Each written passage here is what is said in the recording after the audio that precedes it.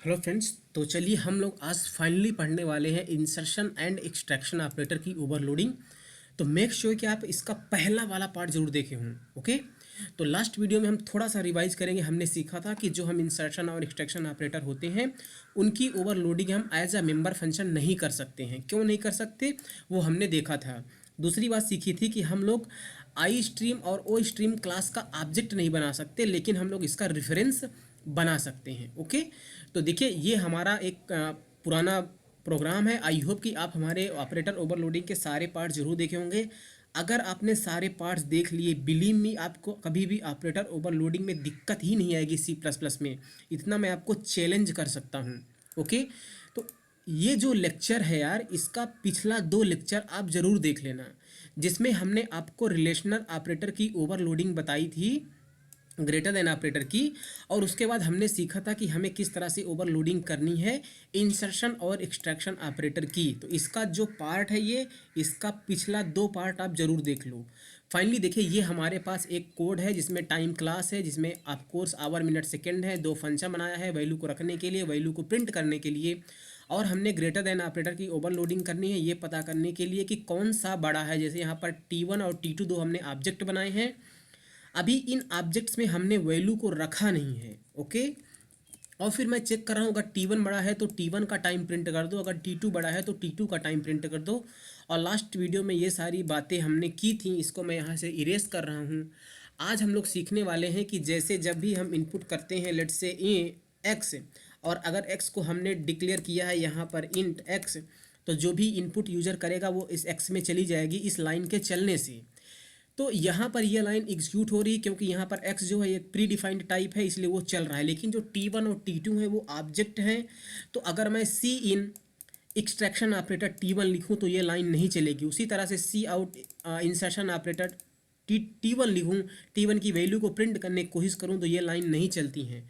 और operator overloading करके इन्हीं 2 लाइन को आज मुझे एग्जीक्यूट करना है। तो हम क्या कर रहे थे, T1 और T2 की वैल्यू को देख रहे थे कौन बड़ी वैल्यू है, इसलिए जो बड़ी वैल्यू है वही हम लोग प्रिंट कर रहे थे। उसके लिए हमने ग्रेटर देन ऑपरेटर की ओवरलोडिंग की थी। फाइनली मैं क्या करता हूँ, मैं इसको भी हटा देता हूँ। अब मुझे T1 जहाँ जो यहाँ पर ये T1 है या T2 है, इनमें मुझे वैल्यूज़ को रखना है। तो वैल्यूज़ को रखने के लिए हमने मेंबर फंक्शन बनाया था, तो मेंबर फंक्शन हमें अभी नहीं चाहिए। ओके, सिमिलरली मुझे वैल्यूज़ को प्रिंट करने के लिए मेंबर फंक्शन नहीं चाहिए, है ना, क्योंकि वैल्यूज़ को रखने के लिए हम लोग यहाँ पर इसको मैं हटा देता हूँ। ये देखिए, इसको भी मैं क्लीन कर देता हूँ कोड को। अब अगर मुझे T1 में वैल्यू को रखना है तो मैं चाहता हूँ कि मैं लिखूँ C1 एक्सट्रैक्शन ऑपरेटर T1, तो इस तरह से T1 में वैल्यू चली जाए, है ना। मैं चाहता हूँ कि अगर मैं लिखूँ सी इन T2 तो इस तरह से T2 में वैल्यू चली जाए। मैं क्या चाहता हूँ कि जब मैं लिखूँ सी आउट, या मान लीजिए मुझे जब T1 बड़ा है तो मुझे T1 की वैल्यू को प्रिंट करना है, तो मैं लिखूंगा सी आउट T1, तो T1 की वैल्यू प्रिंट हो जाए। अगर T2 बड़ा हो तो मैं लिखूँ सी आउट T2, तो इस तरह से T2 की वैल्यू प्रिंट हो जाए। लेकिन अभी इन चारों लाइन में आएगी इरर, क्योंकि ऐसा कोई भी ऑपरेटर, मतलब कि ऐसा ये इंसर्शन और एक्सट्रैक्शन ऑपरेटर की ओवरलोडिंग आई स्ट्रीम और ओ स्ट्रीम क्लास में नहीं है जो T1 या T2 टाइप के आर्गूमेंट्स को एक्सेप्ट कर सके, है ना। और हमने सीखा था कि इन इंसर्शन और एक्सट्रैक्शन ऑपरेटर की overloading as a member function नहीं कर सकते, हम लोग एज अ फ्रेंड फंक्शन करेंगे। तो सबसे पहले अगर हम लोग फ्रेंड फंक्शन की तरह कोडिंग करने वाले हैं तो आप इसको एक्सप्लेन करो। जब मैं एक्सप्लेन करने की बात बोलता हूँ तो मतलब आप इसको एक्सपेंड करो, है ना। हमें पता है, जैसे यहाँ पर हमने लिखा है T1 ग्रेटर देन T2, तो इसका मतलब है कि T1 ने क्या किया, ऑपरेटर ग्रेटर देन को कॉल किया और उसमें T2 एज एन आर्गूमेंट पास हुआ है। ये लाइन लिखना, ये लाइन लिखने के बराबर है ना। तो यहाँ पर T1 ऑपरेटर ग्रेटर देन का कॉलर ऑब्जेक्ट है। क्यों? क्योंकि ये ऑपरेटर ग्रेटर देन एक मेंबर फंक्शन है, और अगर मेंबर फंक्शन है तभी कॉलर ऑब्जेक्ट होगा। अगर फ्रेंड फंक्शन है या नॉन मेंबर फंक्शन है तो उसका कोई भी कॉलर ऑब्जेक्ट नहीं होता, उसको हम फंक्शन का नाम लिख करके डायरेक्ट कॉल कर लेते हैं, है ना। तो यहाँ पर ये क्या है, इन ऑपरेटर्स को हम लोग क्या करने वाले हैं, एज अ फ्रेंड फंक्शन बनाएंगे। और अगर हम फ्रेंड फंक्शन बनाएंगे तो हम इन ऑपरेटर्स को डायरेक्ट कॉल कर सकते हैं। तो यहाँ पर इस लाइन को आप कैसे लिखोगे, आप लिखोगे, पहले आप कमेंट सेक्शन में जाके बता दो कैसे लिखोगे, उसके बाद रिज्यूम करो। आप लिखोगे ऑपरेटर, आपने इस फंक्शन को कॉल कर लिया, देखिए डायरेक्ट कॉल कर लिया, operator greater than no, direct call कर लिया, और उसमें C in and T1 as a argument pass हो गए दोनों। आपने क्या किया, सी इन को भी एज एन आर्गूमेंट पास किया और T1 को भी एज एन आर्गूमेंट पास कर दिया, है ना। देखिए जब कॉलर ऑब्जेक्ट नहीं होता है तो ऑपरेटर के जो लेफ्ट और राइट के ऑपरेंड होते हैं उनको हम पास कर देते हैं, है ना। ये बात मैं पहले ही आपको बता चुका हूँ, इसीलिए मैं बार बार बोल रहा हूँ यार कि आप सारे पार्ट्स देखना ऑपरेटर ओवरलोडिंग की, कुछ भी मत देखना लेकिन ऑपरेटर ओवरलोडिंग के सारे पार्ट जरूर देखना, ठीक है। वही काम यहाँ पर भी हो रहा है। क्या हो रहा है कि आपने ऑपरेटर ग्रेटर देन कॉल किया, उसमें सी इन और T1 को पास कर दिया। अब यहाँ पर बात कर लेते हैं, ये वाली जो लाइन है इसमें क्या करोगे आप कि आपने ऑपरेटर इस बार लगाओगे आप लेस देन जो होता है इंसर्शन ऑपरेटर को कॉल किया, और इस बार सी आउट को आप पास कर रहे हो, सी आउट और T1 को पास कर दिया, है ना, एज एन आर्गूमेंट। उसी तरह से यहाँ पर कैसे एक्सप्लेन करोगे कि ऑपरेटर लेस देन कॉल हुआ, सी आउट पास हुआ और T2 एज एन आर्गूमेंट पास हुआ। आपको इन चारों लाइन को एक्सप्लेन करना आना चाहिए। आप यहाँ पर चाहे ये लाइन लिखो या ये लाइन लिखो, बात सेम है। मैं सेमी कॉलन लगा दे रहा हूँ ताकि एग्जैक्ट सेम आप लिख सको, है ना। अभी मैं आपको लास्ट में दिखा भी दूंगा, आप ये लाइन लिखो या ये लाइन सेम है, ये लाइन लिखो या ये लाइन लिखो सेम है। उसी तरह से ये लाइन लिखना, ये लाइन लिखने के बराबर है, ये लिखना ये लिखने के बराबर है। अब मुझे करना पड़ेगा ओवरलोडिंग। तो ओवरलोडिंग करना है मुझे एज अ फ्रेंड फंक्शन, जो हम पहले सीख चुके हैं कि फ्रेंड फंक्शन की ही तरह क्यों करेंगे। तो सबसे पहले मुझे लिखना पड़ेगा फंक्शन का रिटर्न टाइप। अभी के लिए मैं वायर्ड लिख रहा हूँ, जैसे मुझे ज़रूरत पड़ेगी मैं चेंज कर दूंगा। तो पहले हम इस ऑपरेटर की ओवरलोडिंग करने वाले हैं जिसमें हम इनपुट कर रहे हैं। तो हमने लिखा वायर्ड। अब फंक्शन का नाम क्या होगा, ऑपरेटर ग्रेटर देन। ध्यान रखना, हमने ऑपरेटर ग्रेटर देन फंक्शन का नाम, और ये हमने बना दिया उसकी बॉडी। अब यहाँ से हम दो आर्गूमेंट्स पास कर रहे हैं, सी इन और T1। तो इनको मुझे यहाँ पर क्या करना पड़ेगा, रिसीव करना पड़ेगा। अब अगर मुझे रिसीव करना है तो सी इन का जो टाइप है उसी टाइप का हमें यहाँ पर क्या बनाना पड़ेगा, ऑब्जेक्ट। देखिए ये बात तो हमें पता है ना यार कि जिस टाइप का हम वैल्यू पास करेंगे उसी टाइप का हमें फॉर्मल आर्गूमेंट्स बनाना पड़ेगा वैल्यू को रिसीव करने के लिए। अब ये मत पूछ लेना यार कि ऐसा क्यों, ये ठीक है। तो सी इन का टाइप क्या है, सी इन किस क्लास का ऑब्जेक्ट है, ये हम पिछले वाले लेक्चर में देखा था, आई स्ट्रीम क्लास का ऑब्जेक्ट है। तो मतलब कि अगर हमने यहाँ से सी इन को पास किया तो आई स्ट्रीम क्लास का मुझे यहाँ पर क्या बनाना पड़ेगा, एक ऑब्जेक्ट बनाना पड़ेगा। तो लेट से मैं ऑब्जेक्ट का नाम रख लेता हूँ इन। ओके, यहाँ पर सी इन है ऑब्जेक्ट का नाम, यहाँ पर हमने इन रख लिया और हमने T1 पास किया। तो T1 का टाइप क्या है भैया, टाइम है, हमने यहाँ से T1 पास कर दिया। अब यहाँ पर आ रही है इरर। इरर क्या आ रही है, इरर को पढ़ लेते हैं। अच्छा कोई इरर नहीं आ रही है, लेकिन अच्छा आप एक बात बताओ कि लास्ट क्लास में हमने सीखा था कि जो आई स्ट्रीम क्लास है उसका हम ऑब्जेक्ट नहीं बना सकते, और ध्यान रखना कि यहाँ पर हमने ऑब्जेक्ट बनाया है ना। तो ये मिस्टेक है, हम यहाँ पर ऑब्जेक्ट नहीं बना सकते, लेकिन अगर हमें इसकी वैल्यू ही चाहिए यहाँ पर तो हम इसका रेफरेंस बना सकते हैं, है ना। ये बात आपको क्लियर होनी चाहिए, मतलब लास्ट वाला पार्ट जरूर देख लेना यार। अब मैं इसके बाद अब दोबारा नहीं बोलने वाला हूँ, ठीक है। तो मतलब क्योंकि हमें पता है कि हम आई स्ट्रीम क्लास का ऑब्जेक्ट नहीं बना सकते और हमने आई स्ट्रीम क्लास का ऑब्जेक्ट पास किया, तो हम यहाँ पर रेफरेंस बना सकते हैं। तो सी इन का रेफरेंस इन में चला गया। तो इस फंक्शन के अंदर क्योंकि जो सी इन है इसका रेफरेंस इन में है, तो इन लिखना सी इन लिखने के बराबर है इस फंक्शन के अंदर। इनफैक्ट अगर हम चाहें तो इस फंक्शन के अंदर सी इन भी लिख सकते हैं और इन भी लिख सकते हैं, क्योंकि इन में सी इन का रेफरेंस है। समझ में आपको ये बात आई, बिल्कुल आ जानी चाहिए।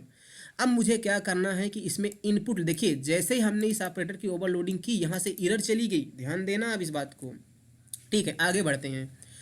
अब जो T1 है, आप बताइए इसका यहाँ से हम लोग वैल्यू पास कर रहे हैं ना। जब हम लोग यहाँ से फॉर्मल आर्गूमेंट्स अगर हम ऑब्जेक्ट बनाते हैं, मतलब इस T1 की वैल्यू इस T1 में कॉपी होगी। मैं एक काम करता हूँ यार, आपको कन्फ्यूजन ना हो, मैं यहाँ पर T लिख लेता हूँ, ठीक है। तो हमने क्या किया, जो भी रिकॉर्ड यहाँ T1 में था वो इस T में चला गया, ठीक है। अब मुझे क्या करना है कि यहाँ पर इनपुट लेना है। इनपुट किस में लेना है, इस T में लेना है ना, क्योंकि यहाँ पर देखो हमने लिखा है सी इन एक्सट्रैक्शन ऑपरेटर T1, तो मतलब कि हमें T1 में इनपुट कराना है। तो T1 यहाँ पर हमने इस T में पास कर दिया, तो T1 का जो भी रिकॉर्ड था वो T में आ गया है ना। अब मुझे इनपुट कराना है, तो इनपुट कराने के लिए मुझे क्या यूज़ करना पड़ेगा, सी इन। तो इस फंक्शन के अंदर मैं सी इन यूज़ कर सकता हूँ। मैं लिखूँगा सी इन। अब जो ये टी है, इसके HR मिनट सेकेंड में मुझे इनपुट करना है ना, ध्यान देना, HR मिनट सेकेंड में मुझे इनपुट करना है। तो मुझे यहाँ पर T के HR मिनट और सेकेंड को एक्सेस करना पड़ेगा। क्या बोल रहा हूँ कि जो ये जब मुझे इनपुट करना है ना, T के अंदर जो भी member variable HR minute second हैं, इनमें मुझे डेटा को रखना है। मतलब इस T के अंदर जो मेंबर वेरिएबल हैं, यहाँ पर मुझे एक्सेस करके उसमें वैल्यूज को रखना है ना। तो मैं T डॉट लगा करके X को एक्सेस नहीं कर सकता, क्योंकि वो प्राइवेट है। लेकिन मैं क्या चाहता हूँ कि मैं यहाँ पर T डॉट HR लिख करके वैल्यू को रख सकूँ। तो मुझे क्या चाहिए कि इस फंक्शन के अंदर T डॉट HR इस तरह से मैं लिख सकूँ, है ना। तो ऐसा हम कर सकते हैं अगर इस फंक्शन को मैं इस क्लास का फ्रेंड बना दूँ। अब आपको फ्रेंड फंक्शन भी मैं पढ़ा चुका हूँ।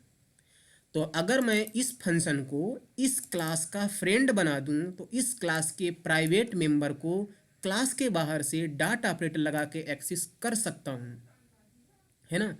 मतलब कि इस फंक्शन को मुझे उस क्लास का फ्रेंड बनाना पड़ेगा, और फ्रेंड बनाने के लिए मुझे पता है कि इस फंक्शन को मुझे डिक्लेयर करना पड़ता है। जिस क्लास का हम लोग फ्रेंड बनाते हैं उस क्लास में डिक्लेयर करो विथ फ्रेंड कीवर्ड। कैसे, विथ फ्रेंड कीवर्ड डिक्लेयर करो। और डिक्लेयर करते समय हम ये वेरिएबल का नाम नहीं लिखते, तो हम यहाँ पर हटा दे रहे हैं, है ना। तो अब हम यहाँ पर T डॉट HR लिख सकते हैं। उसी तरह से T के मिनट में वैल्यू चाहिए तो हमने मिनट को कर लिया। उसी तरह से T के सेकंड में वैल्यू चाहिए तो हमने सेकंड में वैल्यू को रख लिया। अच्छा, आप एक बात बताओ, हम यहाँ पर सी इन यूज़ कर रहे हैं, क्या मैं इन को यूज़ कर सकता हूँ? यहाँ पर मैं सी इन लिख के इन यूज़ करूँ तो भी कोई दिक्कत नहीं है, क्योंकि इस सीन का रेफरेंस इन में है। तो इन लिखना सी इन लिखने के बराबर है। या तो आप यहाँ पर सी इन लिख लो, है ना। जैसे हमारे पास अगर कोई फंक्शन हो यार, तो उसके अंदर अगर मुझे इनपुट करना है तो हम सी इन लिख के वैल्यू इनपुट करते हैं ना। तो चाहे सी इन लिख लो। अगर आप यहाँ पर सी इन नहीं लिखना चाहते तो सी इन का आपने रेफरेंस इन में रखा है, तो चाहे इन लिख लो, बात बराबर है ना। आपको ये बात समझ में आया कि नहीं आया? अच्छा, अगर इतना बात समझ में आ गया है तो अभी एक ना बहुत बड़ी मिस्टेक हम लोगों ने की है। मिस्टेक क्या है, देखो हमारा पर्पज़ क्या है। अब ध्यान से सुनना मेरी बात को। मेरा पर्पज़ क्या है कि मैं इस T1 में डेटा को रखूं। हमने यहाँ से T1 पास किया तो ये T बना। अब ध्यान से मैं पिक्चर थोड़ा बना देता हूँ कि एक हमारे पास T1 है जिसके अंदर HR मिनट और सेकंड है, ठीक है। उसी तरह से ये हमारा कहाँ है, ये हमारा मेन के अंदर है। और फिर जब हमने T1 को पास किया तो एक T ऑब्जेक्ट बना, जो T1 का डेटा था वो T में चला गया। तो अभी T1 में यार कुछ गार्बेज वैल्यू होगी, क्योंकि हमने वैल्यू तो कुछ रखा नहीं है, गार्बेज वैल्यू होगी। तो मान लो यहाँ पर ना कुछ गार्बेज वैल्यू होगी, यहाँ पर कुछ गार्बेज वैल्यू होगी, और ये हमारा क्या है, T1 है। थोड़ा पेशेंस के साथ में सुनना इस चीज़ को। ये हमारा T1 है, ये T है। ये वाला जो T1 है ये मेन के अंदर है, ये वाला जो T है वो फंक्शन के अंदर है ना। इसका जो गार्बेज डेटा था वो garbage data same to same इसमें कॉपी हो गया। एग्री करते हो? बिल्कुल। फिर जब हमने क्या किया कि ये इनपुट वाला स्टेप लिखा, तो ये इनपुट वाला स्टेप चलने की वजह से जो भी यूज़र इनपुट करेगा HR मिनट और सेकंड की वैल्यू, वो इस T के HR मिनट सेकंड में चली जाएगी। तो भैया मान लो यूज़र ने इनपुट किया, लेट्स से मैं ब्लैक ले लेता हूँ। लेट्स से यूज़र ने इनपुट किया 5, मान लो यूज़र ने 5 इनपुट कर दिया, तो T के HR मिनट सेकंड में 5 चला गया। तो टी में डेटा गया है, T1 का डेटा तो अभी भी गार्बेज है ना, T1 का डेटा अभी भी गार्बेज है। लेकिन हमारा पर्पस क्या था? हमारा पर्पस था कि T1 में मुझे डेटा रखना है, ना कि T में रखना है। T1 में अभी भी गार्बेज है, लेकिन जो यूजर ने वैल्यूज को इनपुट किया वो T में चला गया।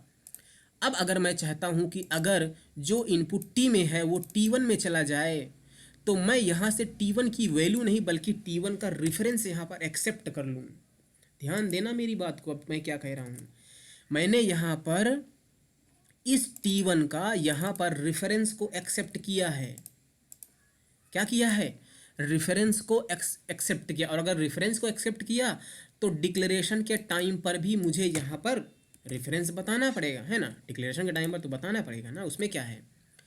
अब क्या है, क्योंकि आपने T1 का रेफरेंस T में रखा है तो यहाँ पर T लिखना T1 लिखने के बराबर है। यानी कि जो भी डेटा यूजर ने इनपुट किया, ये T एक रेफरेंस वेरिएबल है, ये ऑब्जेक्ट नहीं है ना, ये नहीं है, ये रेफरेंस वेरिएबल है जो क्या कर रहा है, इस T1 को ही रिफ़र कर रहा है, जो T1 को रिफ़र कर रहा है।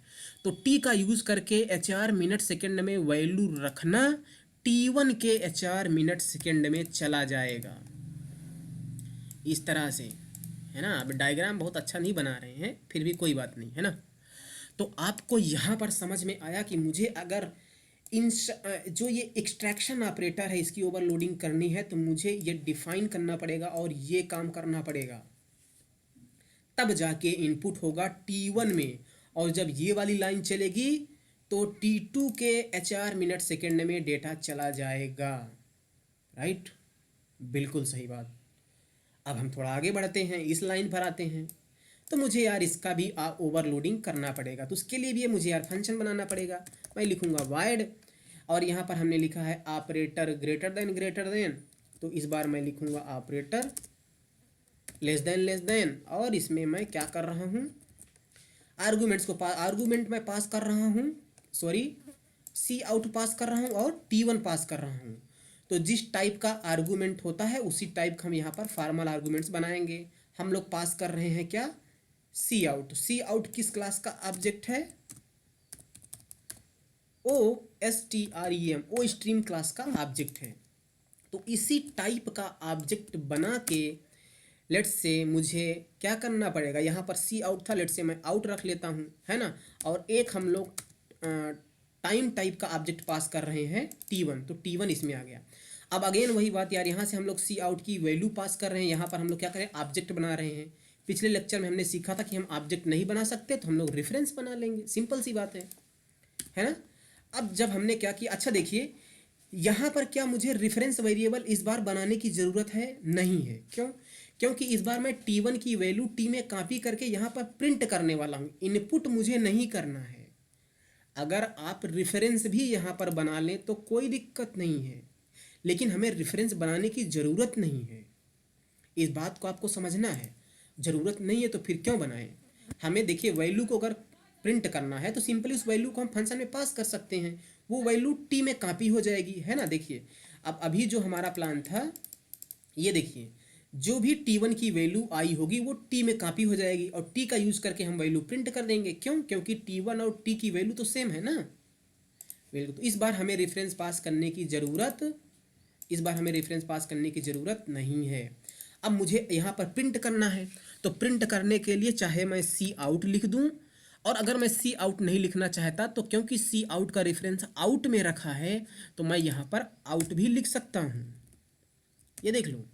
और मुझे क्या प्रिंट करना है, जो इस T के अंदर HR मिनट सेकेंड है तो मुझे T के HR को एक्सेस करना है। और फिर से वही बात, क्योंकि जो T है किस क्लास का ऑब्जेक्ट है, टाइम है, तो इस टाइम के अंदर जो मेंबर वेरिएबल वो प्राइवेट है, उनको हम बाहर से इस तरह से एक्सेस नहीं कर सकते। लेकिन अगर हम एक्सेस करना चाहते हैं तो हमें फ्रेंड फंक्शन की पावर पता है। मतलब अगर मैं इस फंक्शन को भी टाइम क्लास का फ्रेंड बना दूं, ये देख लो, और अगर हमने फ्रेंड बनाया तो यहाँ पर हम लोग नहीं लिखेंगे ये आउट वगैरह यहाँ पर, और इसको हम लोग क्या करेंगे, फ्रेंड कीवर्ड के साथ में डिक्लेयर करेंगे, इस तरह से फ्रेंड ऑपरेटर, है ना।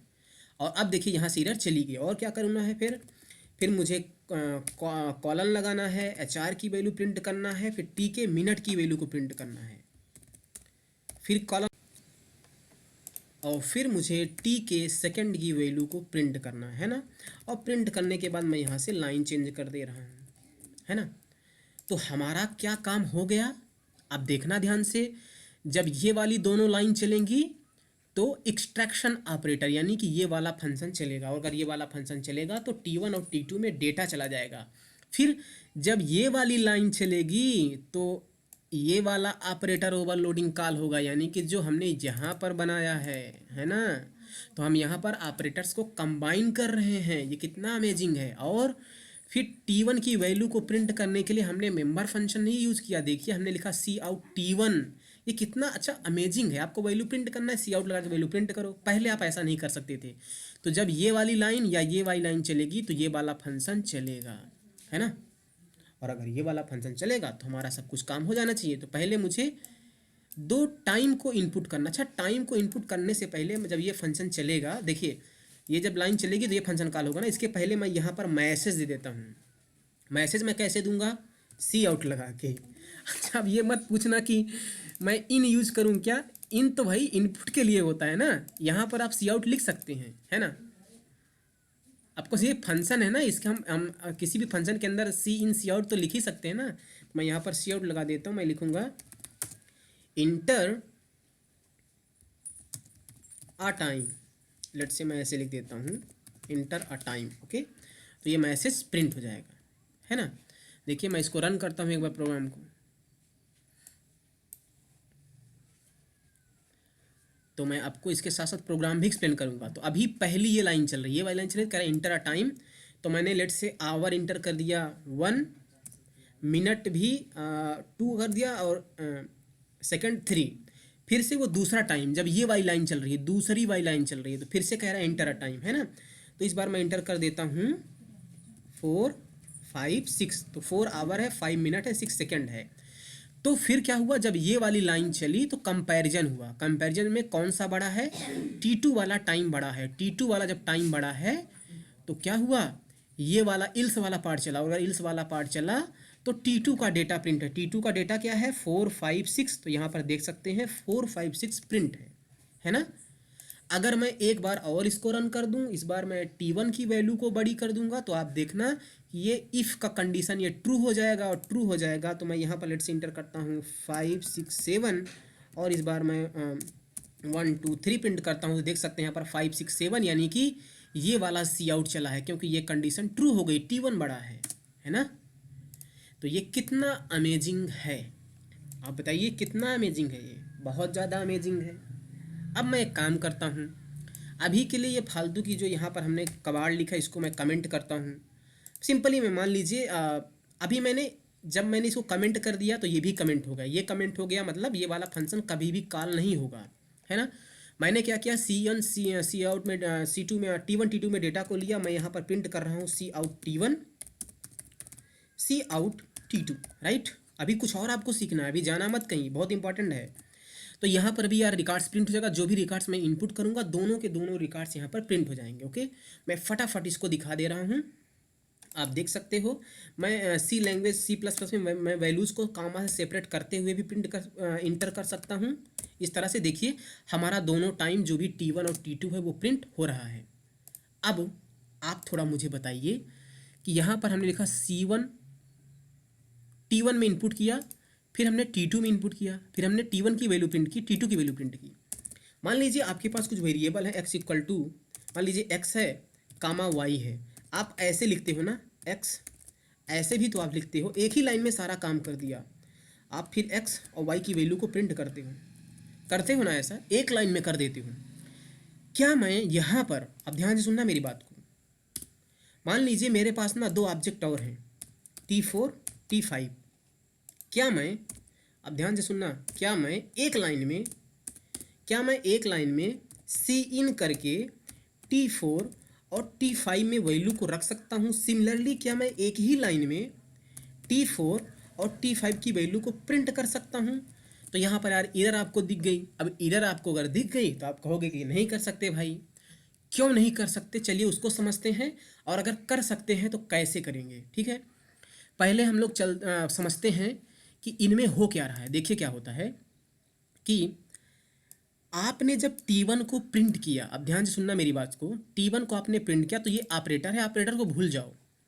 इसके लेफ्ट में जो ऑब्जेक्ट है उसका टाइप क्या है। अभी जब मैं इनपुट की बात कर रहा हूँ, ठीक है, जब आपने T1 में डेटा को इनपुट किया तो जो ये ऑपरेटर है उसके लेफ्ट में जो ऑब्जेक्ट है उसका टाइप क्या है, आई स्ट्रीम, राइट, ओके। और जब आप यहाँ पर T1 की वैल्यू को प्रिंट कर रहे हो तो T1 को प्रिंट कर रहे हो ऑपरेटर का यूज करके सी आउट। तो ऑपरेटर का जो लेफ्ट है उसका टाइप क्या है, ओ स्ट्रीम, मतलब कि आप ओ स्ट्रीम का आई स्ट्रीम का ऑब्जेक्ट इनपुट करने के लिए काम करते हो, ओ स्ट्रीम का ऑब्जेक्ट आउटपुट प्रिंट करने के लिए करते हो, है ना। T1 को आपने प्रिंट किया तो इसके ऑपरेटर के लेफ्ट में आई स्ट्रीम टाइप का ऑब्जेक्ट है, आई स्ट्रीम टाइप का ऑब्जेक्ट लेफ्ट में है, इसीलिए आप इनपुट कर पा रहे हो। इस बात को गौर करना, यहाँ पर आप T1 की वैल्यू इसलिए प्रिंट कर पा रहे हो क्योंकि इस ऑपरेटर के लेफ्ट में ओ स्ट्रीम टाइप का ऑब्जेक्ट है। समझ में बात आया। अब हो क्या रहा है यहाँ पर देखना, ये कैसे इवेल्युएट होगा उसको देखो। पहले ये ना इतना चलेगा, इतना चलेगा, पहले ये इतना चलेगा, तो जब ये इतना चल चुका क्या हुआ, सी इन एक्सट्रैक्शन ऑपरेटर T4, तो नो डाउट यहाँ पर T4 में वैल्यू चली जाएगी। क्या होगा, T4 में वैल्यू चली जाएगी, और T4 में वैल्यू जब जाएगी तो इस जो हमने हाईलाइट किया है इसके लिए हमारा ये वाला फंक्शन चलेगा, जहाँ पर हमने एक्सट्रैक्शन ऑपरेटर की ओवरलोडिंग किया, ये वाला फंक्शन चलेगा। ये वाला फंक्शन क्या रिटर्न कर रहा है, वायर्ड। तो इसकी जगह पर आप ऐसे समझो कि यहाँ पर वायर्ड हो गया, और अगर इसकी जगह पर वायर्ड हो गया, ऐसे आप समझो, मान मैं लिख रहा हूँ समझाने के लिए, मान लो वायर्ड हो गया। अब अगर वायर्ड हो गया यार, तो आप वायर्ड का यूज़ करके तो वैल्यू इनपुट नहीं कर सकते ना, क्योंकि वैल्यू को इनपुट करने के लिए मुझे जो ऑब्जेक्ट चाहिए वो आई स्ट्रीम टाइप का होना चाहिए। यहाँ पर तो वायर्ड है। समझ में क्या आपको बात आ रही है, मैं कह क्या रहा हूँ। सॉरी, क्या हो गया यार, क्या हो गया, हाँ, है ना। जब इतना चीज एग्जीक्यूट हुआ तो इसके जगह पर क्या आ गया, वायर्ड। तो जब वायर्ड आ गया तो T5 में वैल्यू कैसे रखोगे, इनपुट करने के लिए आपको आई स्ट्रीम का ऑब्जेक्ट चाहिए। यानी कि अगर आप इस तरह से लिखना चाहते हो, इसको बोलते हैं कैस्केडिंग करना। ये क्या है, कैस्केडिंग करना, मतलब अगर आप ऐसा लिखना चाहते हो तो ये बात श्योर होना पड़ेगा, आपको इस बात की गारंटी करनी पड़ेगी कि जो भी आपने यहाँ पर ऑपरेंड लिया उसके जो लेफ्ट में ऑपरेटर है, उस ऑपरेटर के लेफ्ट में जो ऑब्जेक्ट है उसका टाइप आई स्ट्रीम होना चाहिए। मतलब अगर ये लाइन एग्जीक्यूट हो जाए तो इसकी जगह पर एक ऑब्जेक्ट आना चाहिए जिसका टाइप आई स्ट्रीम हो। तो क्यों ना मैं इस फंक्शन से आई स्ट्रीम टाइप का ऑब्जेक्ट रिटर्न कर दूं। ऑब्जेक्ट तो हम बना नहीं सकते, तो मैं उसका रेफरेंस रिटर्न कर सकता हूँ। देखिए हमने मॉडिफाई कर दिया अपने प्रोग्राम को, तो यहाँ से अब रेफरेंस रिटर्न होगा, लेकिन वो रेफरेंस किस टाइप का होगा, आई स्ट्रीम टाइप का होगा। और अगर हमने इसको मॉडिफाई किया है तो जो हम यहाँ फंक्शन डिक्लेयर कर रहे हैं तो इसका रिटर्न टाइप वायर्ड से हटा के हमें आई स्ट्रीम करना पड़ेगा।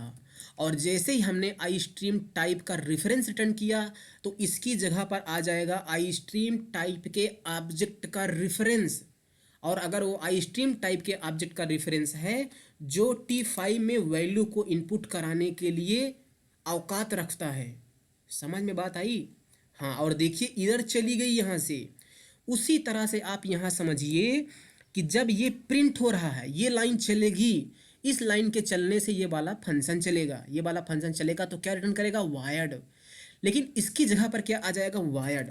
अब आप वायर्ड का यूज़ करके तो T5 की वैल्यू को प्रिंट नहीं कर सकते, क्योंकि अगर आपको कोई वैल्यू प्रिंट करना है तो आपको वो स्ट्रीम टाइप का ऑब्जेक्ट चाहिए। तो क्यों ना वही काम मुझे फिर से करना पड़ेगा कि इस वाले फंक्शन से ओ स्ट्रीम टाइप का ऑब्जेक्ट, यानी कि मैं ऑब्जेक्ट बना नहीं सकता लेकिन रेफरेंस बना के मैं रिटर्न कर सकता हूँ। और अगर हमने यहाँ से ऑफ कोर्स रेफरेंस रिटर्न किया है तो फंक्शन डिक्लेरेशन के टाइम पर भी हमें इसका रिटर्न टाइप चेंज करके ओ स्ट्रीम रेफरेंस करना पड़ेगा। तो फाइनली यार यहाँ पर एरर चली गई, यानी कि अब हम कैस्केडिंग कर सकते हैं। मतलब कि अगर हमारे पास T6 T7 T8 हो तो कोई फर्क नहीं पड़ता, मैं यहाँ से T5 इस तरह से T6 T7 लगा लगा करके ना जितना मेरा मन हो, यहाँ से T5 में पहले मैं तो T5 T6 T7 T8 इस तरह से मैं लगा लगा करके ना वैल्यू को इनपुट कर सकता हूँ। यहाँ से T6 T7 T8 वैल्यू मैं प्रिंट करता रहूँ, कोई चक्कर नहीं है ना। अब आपको समझ में आया, और अगर आपको समझ में आ गया है तो मैं एक काम करता हूँ, इसको मैं कमेंट में कर देता हूँ। कमेंट में करने के बाद मैं पहले फिर इसको भी मैं हटा ही देता हूँ और मैं यहाँ पर आता हूँ। यहाँ पर आने के बाद मैं लिखूँगा सी इन, लिखूँगा T1 T2, उसी तरह से मैं सी आउट T1 T2 में प्रिंट कर देता हूँ, है ना। और जो ये फार्जी के हम लोगों ने ऑब्जेक्ट बना लिए थे इसको मैं हटा दे रहा हूँ और मैं इसको रन कर दे रहा हूँ। ओके, और कुछ चीज़ नहीं है, कोई गार्बेज नहीं है हमारे प्रोग्राम में। यहाँ पर आप देखना, ओह कुछ एरर आया था क्या, कह रहा है इंटर अ टाइम। मैं इंटर करता हूँ 1 2 3, फिर कह रहा है इंटर अ टाइम। देखिए दूसरी बार चल रहा है वो फंक्शन, दूसरी बार क्यों चल रहा है, क्योंकि इस टाइम पर T2 के लिए चल रहा है ना। मैं इंटर करता हूँ 4 5 6 4 5 6, देखिए दोनों हमारा टाइम यहाँ से प्रिंट हो गया है, राइट। तो आई होप दोस्तों कि आपको इंसर्शन एंड एक्सट्रैक्शन ऑपरेटर की ओवरलोडिंग समझ में आई होगी। अच्छा, एरर क्यों आ रहा था, थोड़ी देर पहले आपने समझा था कि एरर आ रहा था ना, थोड़ा सा दिखा था हमें एरर, लेकिन वो यहाँ पर ना दिखा नहीं। देखिए मैं इसको रन करता हूँ, अभी आप देखना कुछ हो रहा है। ये एरर आया था ना, वो एरर इसलिए देखिए क्या आ रहा है। देखिए हमने यहाँ से क्या कहा कि हम लोग उसका रेफरेंस रिटर्न कर रहे हैं, रिटर्न कीवर्ड तो हमने यूज ही नहीं किया, तो मुझे यहाँ से रिटर्न कीवर्ड तो यूज करना पड़ेगा। अब रिटर्न कर रहे हैं तो चाहे हम लोग इन को रिटर्न करें या सी इन को रिटर्न करें, कोई दिक्कत नहीं। तो हम लोग यहाँ पर इन लिख दे रहे हैं, है ना। समझ में आ रहा है हम लोग क्या कर रहे हैं। देखिए हमने क्या कहा था कि हम लोग रेफरेंस रिटर्न करेंगे और रिटर्न कीवर्ड नहीं लगाया था, इसीलिए वहाँ पर थोड़ा सा आपने देखा कि प्रोग्राम रन होने से पहले वो कुछ एरर हमें मिल रहा था, है ना। यहाँ से आप चाहे इन रिटर्न करें, इन रिटर्न करना, सी इन रिटर्न करना है क्योंकि सी इन का रेफरेंस इन में है। आप यहाँ से चाहें तो सी इन भी रिटर्न कर सकते हैं। ओके, मैं इन रिटर्न कर रहा हूँ और सिमिलरली इसी तरह यहाँ से भी आपको क्या रिटर्न करना है, चाहे आप सी आउट रिटर्न कर दो या सी आउट का रेफरेंस आउट में है तो आउट रिटर्न कर दो, कुछ भी कर दो, है ना। अच्छा, रिटर्न करना आप ना भूलें, क्योंकि जब आप देखिए बड़ा प्रोजेक्ट बना रहे हो यार तो रिटर्न करना तो बिल्कुल भी मत भूलो। अभी आप देखना क्या होगा, देखिए जो एरर हमें मिल रही थी ना, प्रोग्राम तो हमारा रन हो रहा था लेकिन जो हमें एरर मिल रही थी वो एरर अब नहीं मिल रही ना, भले ही कुछ एरर थी दिख रहा था वो, ये देखिए, है ना। तो रिटर्न करना ना भूलें, क्योंकि जब आप रिटर्न करेंगे तभी आप उस टाइप के ऑब्जेक्ट का रेफरेंस यहाँ पर क्या होगा, रिटर्न होके आएगा, है ना। अब देखिए क्योंकि ये एडवांस कंपाइलर है, जब हम लोग रिटर्न नहीं कर रहे थे, जैसे मान लीजिए मैं इसको कमेंट में कर देता हूँ, तो मैं एक बार फिर से प्रोग्राम को रन करता हूँ। आप देखना कि कुछ वार्निंग दिख रही थी यहाँ पर रेड कलर में, अभी देखना, ये देखो ये रिटर्न टाइप की बात कर रहा था ना, यहाँ पर कुछ है क्या, ये क्या है, सेलेक्ट डिफ़ॉल्ट सेल, ओके, और ये क्या है,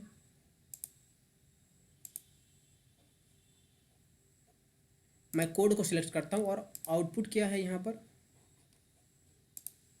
ओके। तो यहाँ पर देखो ना वार्निंग मिल रही थी, है ना। तो मैं आपको एक बात बताऊँ ना कि आप रिटर्न करना भूलना भी मत।